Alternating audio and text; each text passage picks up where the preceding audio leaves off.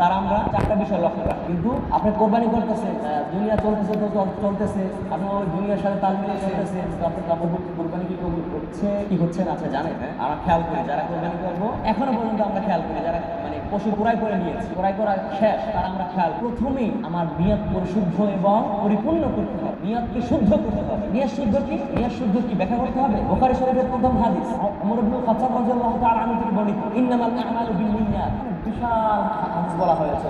ইন্নামাল আমালু, এখানে ওলামায়ে কেরাম আছেন তারা জানেন ইন্নামাল আমালু বিন্নিয়াত এমন একটা হাদিস। আমালের শুরুতে যে আলিফ লামটা রয়েছে, আলিফ লামটা হলো অর্থাৎ অথবা ইস্তেগরাকও কিন্তু বলা হয়, ইস্তেগরাক যার মাধ্যমে সমস্ত বিষয়কে আপনাকে বেষ্টন করে। এর মানে হলো গিয়া আপনি খেতে যাবেন, সেখানেও হল গিয়ে নিয়তের প্রয়োজন আছে। আপনি ওয়াশরুমে যাবেন, সেখানেও নিয়তের প্রয়োজন আছে। আপনি মানুষকে গালি দিবেন, সেখানেও আপনার নিয়তের প্রয়োজন আছে। আপনি মানুষের সাথে দুশমনি করবেন, মানুষের সাথে শত্রুতামি করবেন, সমস্ত ক্ষেত্রে আপনার নিয়ত যদি পরিপূর্ণ এবং শুদ্ধ হয়, তাহলে আপনার তখন সেটা রাসূলের সুন্নাত হওয়ার কারণে আপনার সেই মানুষকে অন্যকে গালি দেওয়া, অন্যকে খারাপ ভাবা, অন্যকে গালি দেওয়া, অন্যের সাথে দুশমনি করা, সেটাও রাসূলের সুন্নাত হিসাবে সওয়াবের ভিতরে পরিণত হয়ে যাবে। সুবহানাল্লাহ। এটা হলো গিয়া আল আমাল। কথা বুঝে আসছে? এই জন্য এই আলিমের হওয়ার কারণে এই কুরবানির নিয়তটাও কি পরিপূর্ণ করে নিয়েছে, বেষ্টন করে নিয়েছে। কথা বুঝে আসছে? তাহলে আমাদের নিয়তকে পরিপূর্ণ করতে হবে।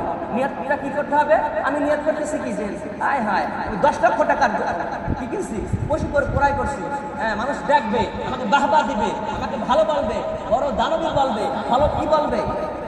যদি এই নিয়ত থাকে, আল্লাহর রাস্তায় বাবা আপনার কোরবানি করা দরকার নেই।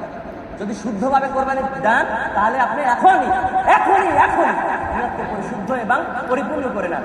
তাই নিয়ত যারা আছি আমরা সকলের নিয়ত আমরা শুদ্ধ করার চেষ্টা করবো ইনশাআল্লাহ। 2 নাম্বার, কোনো তোয়াক্কা করবে না। তারা চলতেছে, কোথা থেকে তার মানে রিজিকটা আসলো, কোথা থেকে তার টাকা পয়সাগুলো আসলো, সে তোয়াক্কা করতেছে না, সে ব্যয় করতেছে। এই ক্ষেত্রে যে সমস্যাটা হয়, আমাদের পরিপূর্ণভাবে সমস্যাটা হয় এবং অধিকাংশ মানুষের ক্ষেত্রে এই সমস্যাটার ভিতরে আমরা সম্মুখীন। কোন ক্ষেত্রে?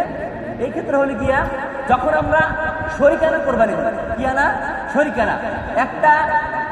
একটা মহিষ অথবা একটা গরু আমরা কোরবানি করতেছি, কেউ 5 বার, কেউ 7 বার, কেউ 6 বার, কেউ 4 বার, কেউ 3 বার।